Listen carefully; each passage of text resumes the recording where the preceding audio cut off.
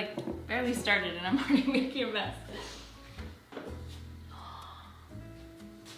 She is pretty. Welcome here. My name is Sarah Therese. I'm a mom of 5 and I do homemaking stuff on my channel if you are new here. I decided to do another Q&A because these are fun and I feel like when my weeks are just kind of crazy and I'm like, I don't want to be filming throughout a day or throughout a week, this is a great thing to do and you guys seem to like it. I asked you on Instagram to ask me questions that I will now answer here. And I figured while I do this, I would also do bread. I think I need to make mayonnaise because I want to make some sort of coleslaw. That sounds about right.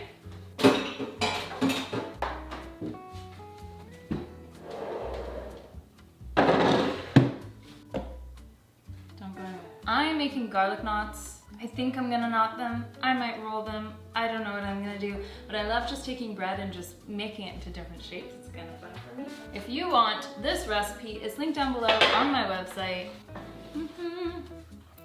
Let's go ahead and get started. And here I have butter, Parmesan, garlic powder, I didn't have fresh garlic, and parsley, and I'm somehow gonna put this on this, so stay tuned. First question, what is the hardest part of being a stay-at-home mom? The hardest thing about being a mom is that you are constantly put in the position of always being an example, and it's absolutely exhausting. You are being so challenged mentally, physically, emotionally, sometimes even spiritually, and you are constantly being watched as you go through some of the toughest stuff that you've ever gone through. It's wild. So I would say that it's just obviously having children everywhere watching you. I have 5 kids and my oldest is gonna be 9 early next year, and it's been a long trek of just having a ton of small children always there, always present, always seeing what you're doing, how you're reacting. So I would say that's the hardest part because I want my kids to look at me and see Christ. But so much of the time they look at me and maybe they don't see Christ. And that is something that challenges me and hopefully also grows me. Honestly, love bread, but you can just give me garlic butter and I'm totally fine. Is this too bright now? Hold on, loves. Won't? Yes, okay. Will you ever shave your head again?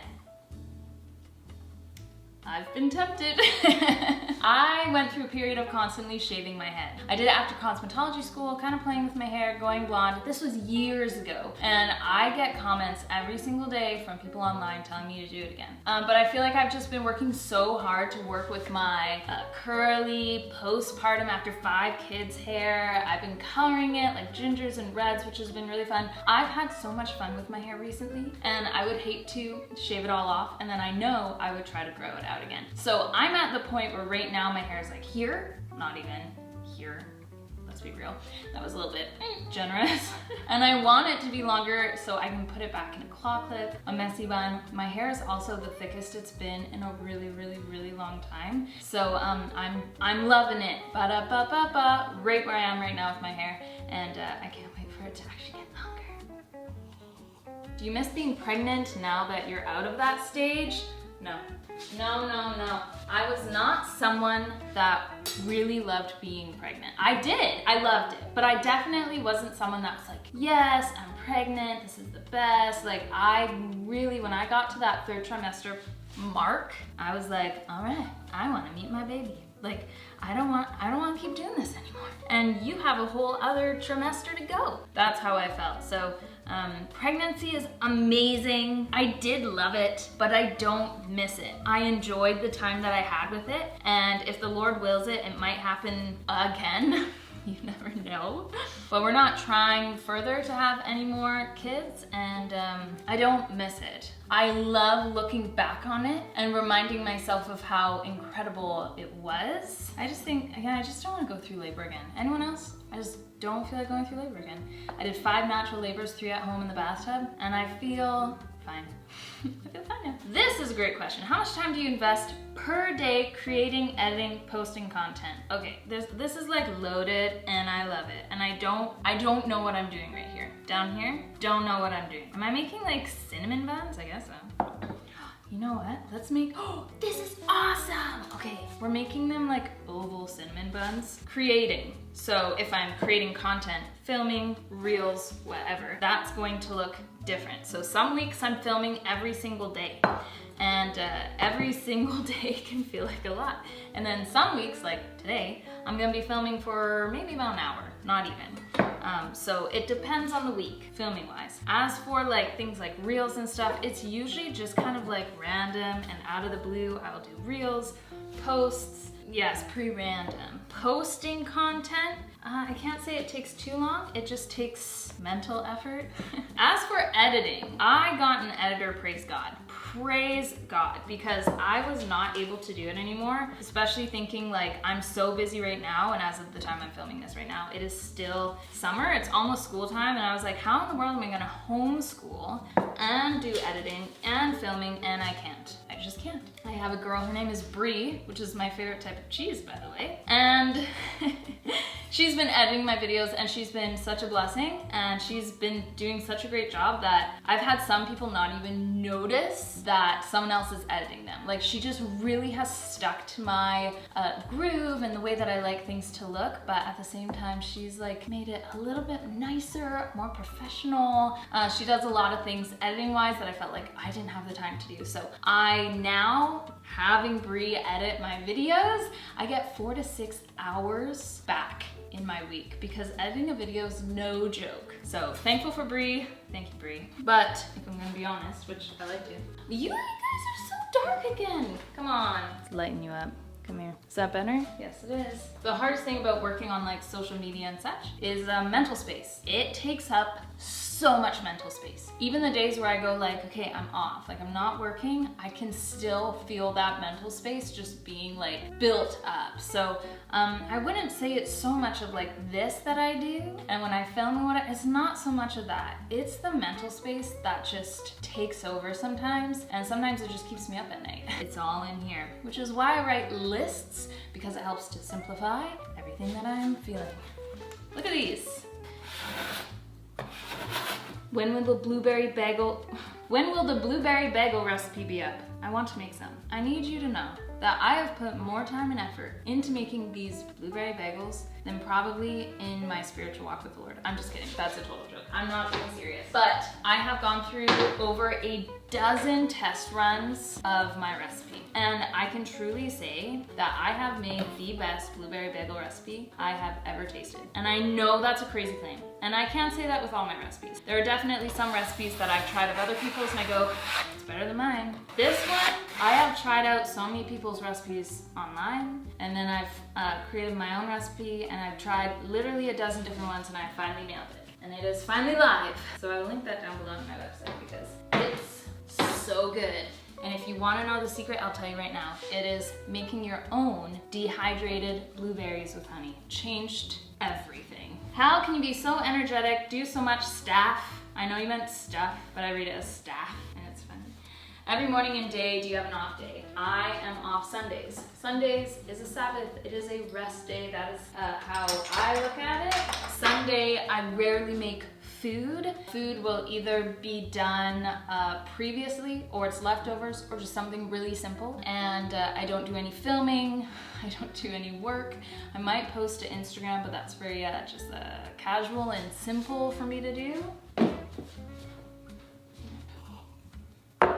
And I've talked about this before, but every single day I have 4 time blocks that kind of separate different chunks of my day. And in each time block, I must find time to sit and rest. Not sit and veg out on my phone or anything like that, but to just sit and rest and think. I might read, I might talk to someone, but I need to be sitting and my feet need to be up. These help me to be energetic, and it's also such a nice thing to honestly look forward to. But yeah, always Sundays off, throughout the day taking breaks, and my evenings are usually off. I'm not doing a ton of stuff in the evening. If I am creating or making something, it is with great joy and I want to.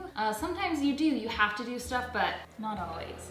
And when I can find time to rest, I take it, and I take it well. I don't just splurge my time, whatever, I take it well, because my time is money and is very precious. Would you ever get a tattoo? This is fantastic because, okay, this sounds crazy, but someone's gonna understand. Every single time I leave the house by myself, I think it'd be kind of fun just to go get a tattoo right now. Like, I'm serious. I think every single time I leave the house. Would I ever get a tattoo? To be honest, no. I'm making mayonnaise, if you wanna know what I'm doing. Yolk. Another yolk lost. I would not get a tattoo because I don't want to spend money on it. I change so often, and you can usually see that in the result of my hair and my fashion. So like, I can't commit to something like that. I know I will regret it. I know I would regret it. But I do, impulsively, I'm like, I'm gonna go get a tattoo. Do I ever do it? No. But it feels exciting to think about it. How does your family navigate using technology/screen time? We're very particular.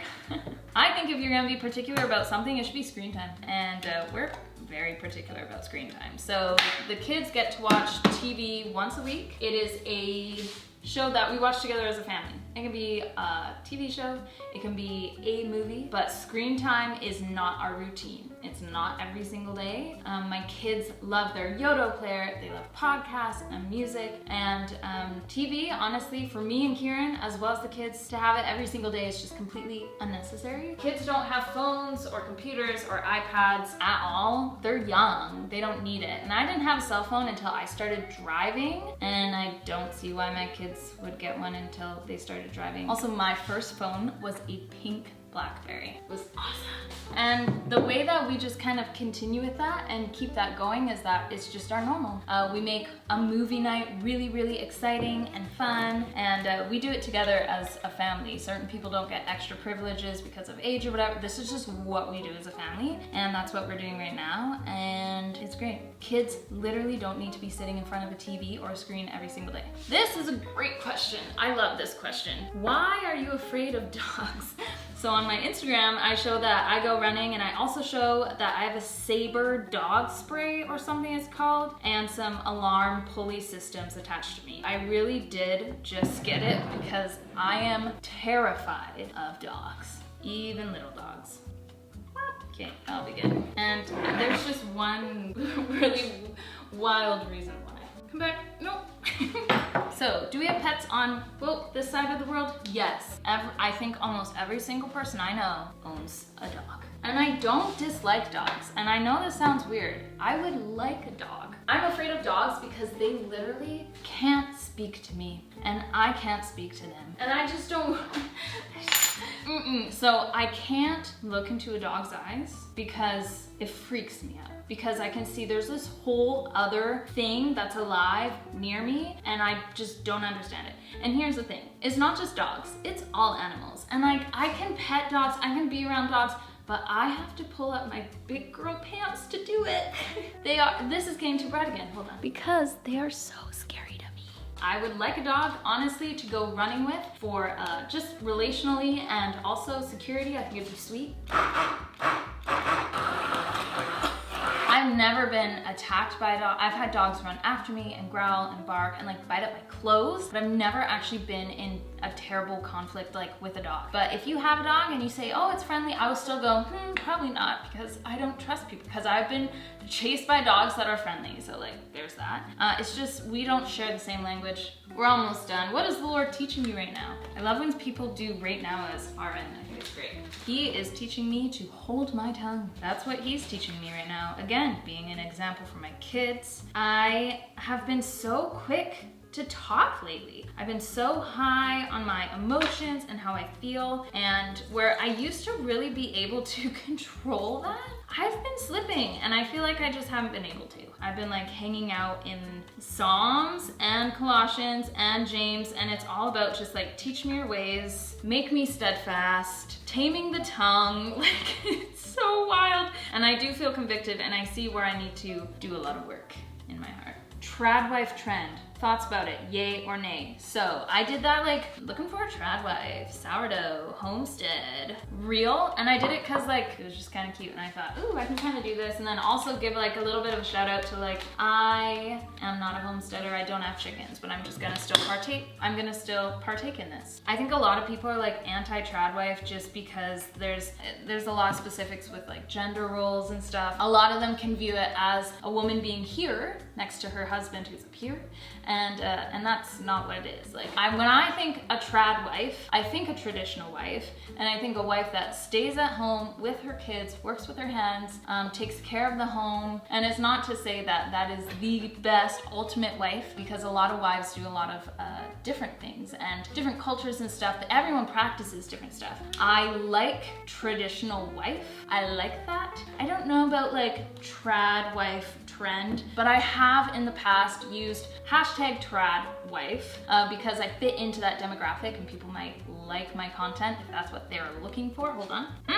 That's great. It's a lifestyle. It's something that you really give your heart to, and I think traditional wives are super cool, and I drive with a lot of them. Wow, turns out this entire Q&A is just me adjusting the lighting. Last one, when do you hope to buy your next home? Lord willing. Yes, Lord willing. As of right now, we are in the logistics of buying or building or something. We don't know. We do know that in a lot of ways we're outgrowing this space. Not the kitchen, not the living room, not the downstairs, none of that. But I have 3 girls in an 8x10 room, and it works kind of, and it's fine. I literally have a kid like on a bed that rolls out underneath another bed, like it's like a triple bunk. The rooms are just getting tight, and it's fine, and the kids don't mind, so I guess I don't hugely really mind either. But we are constantly looking forward to a new home while still being very content about where we're at right now. So yeah, maybe building, maybe buying and renovating. I don't know, we have options, but I'm so happy here. I do really love this home, and it's working, and that's awesome. If you're not following me on Instagram, you probably should. And if you're not a Patreon, I don't know why you're not. You get my content early, ad-free, and we can always chat over there. I apparently have some dishes to do, and I'll see you guys in my next video. Bye.